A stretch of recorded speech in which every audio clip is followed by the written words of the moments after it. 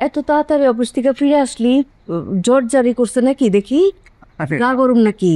না মা, অফিসে তেমন কোনো কাজ নাই, ভাবলাম একটু তাড়াতাড়ি চলে আসি, তোমাদের সঙ্গে বিকেলে চাটা খাই। যাও বাবা, রেস্ট করো, যাও। আব্বা আসসালামু আলাইকুম। ওয়ালাইকুম আসসালাম। ফুপি, এক কাপ চা দিবা? হুম।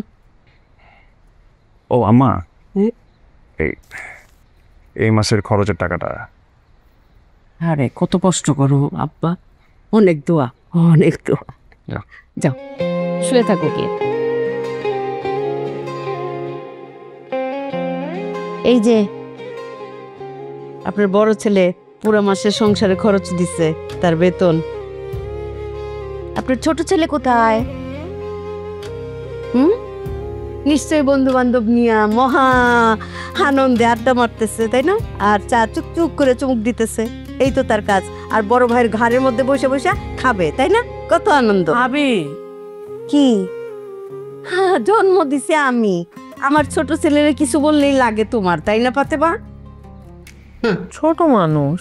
হ, ছোট মানুষ, একদম এতটুক ফিডার খায়। একটা ফিডার কিনা দিও ফাতিমা।